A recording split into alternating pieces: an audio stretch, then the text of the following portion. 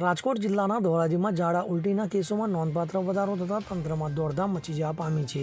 ધોરાજીના બહારપુરા વિસ્તારમાં આવેલી 5 પીરવાડી વિસ્તારમાં ઝાડા ઉલટીના કેસો નોંધાયા છે. તો ધોરાજીના 5 પીરવાડી વિસ્તારમાં અંદાજિત 20 જેટલા મહિલા પુરુષોને ઝાડા ઉલટી થતાં સારવાર અર્થે ધોરાજી સિવિલ હોસ્પિટલ ખાતે ખસેડવામાં આવ્યા હતા. ત્યારે ઝાડા ઉલટીના કેસો સામે આવતા આરોગ્ય વિભાગ દ્વારા વિસ્તારમાંથી પાણીના નમૂના પણ લેવામાં આવ્યા છે. તો ઝાડા ઉલટી બાબતે ધોરાજીના આરોગ્ય અધિકારીઓને નિવેદન આપતા કે નગરપાલિકાની પીવાના પાણીની પાઇપલાઇનમાં ભૂગર્ભ ગટરનું પાણી ભળી જતાં આ રોગચાળો ફેલાયો છે. તો નગરપાલિકાની ટીમ દ્વારા પણ પીવાના પાણીની પાઇપલાઇનમાં ભરતા ગટરનું પાણીનું ફોલ્ટ શોધવાની કામગીરી હાથ ધરવામાં આવી હોવાનું જણાવાયું છે.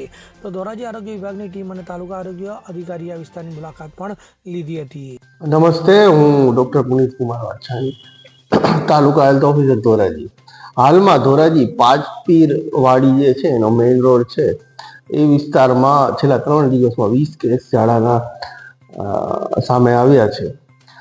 આ અંગે જણાવવાનું કે આરોગ્ય તંત્ર અને નગરપાલિકાનું તંત્ર સક્રિય છે અને આપણે જેની ડિટેલમાં જોઈએ તો એ જે ઇકોલાઈ માલુમ પડેલ છે ચેપ, એટલે ગટરનું પાણી અને જે પીવાનું પાણી છે એ ગમે ત્યાં મિક્સ થયું હોય એવું અમારું પ્રારંભિક તારણ હતું અને અમે સ્થળ તપાસ કરી તો એમાં 6 લીકેજ હતી અને ભૂગર્ભ ગટરમાં પાણી અને આજે જે આપણે વાત કરી અગાઉ એ બંને મિક્સ થયેલું જોવા જણાય.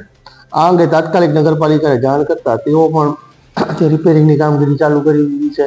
આરોગ્ય તંત્ર દ્વારા ક્લોરીન ટેબ્લેટનું વિતરણ થઈ ચૂક્યું છે અને તમામને સરકારી દવાખાના ખાતે સેવાઓ પણ આપવામાં આવે છે સારવારની. અને બાકી જે ટેમ્પરરી જ્યાં સુધી લીકેજ રિપેર ન થાય ત્યાં સુધી એ લોકોને ટેન્કર દ્વારા પીવાનું પાણી આપવામાં આવશે. ધોરાજીના 5 પીરવાડી વિસ્તારની અંદર પીવાના પાણીમાં ભૂગર્ભ ગટરનું દૂષિત પાણી મિશ્રણ વિતરણ કરવામાં હોવાથી આશરે અસંખ્ય લોકોને ઝાડા ઉલટીના કેસ નોંધાયેલા છે અને તંત્રના વાકે નિર્દોષ પ્રજાજનો આજે હોસ્પિટલના ખાટલામાં પડ્યા છે. શું કહેશો, કેવું પાણી આવી રહ્યું છે? અતિશય ગંદુ અને દુર્ગંધવાળું પાણી આ સમગ્ર વિસ્તારમાં વિતરણ થઈ રહ્યું છે, જેને કારણે નિર્દોષ નાગરિકો આજે હાલાકી ભોગવી રહ્યા છે. નગરપાલિકા તંત્રની કામગીરી નગરપાલિકા તંત્રની કામગીરી ઉપર ખૂબ મોટા સવાલો પ્રશ્નો ઉભા થઈ રહ્યા છે. ત્યારે તંત્રને અમે એક વિનંતી કરવા માંગીએ છીએ કે જે તે ઘરમાં લોકો માંદગીના ખાટલે પડ્યા છે તે ઘરોને સર્વે કરવામાં આવે અને તાત્કાલિક આ સમસ્યાનું નિવારણ કરવામાં આવે. અલ્પેશ ત્રિવેદી સાથે CN24 ન્યૂઝ ધોરાજી. હવે જુઓ દેશ દુનિયાની તમામ ખબરો તમારી આંગળીના ટેરવે.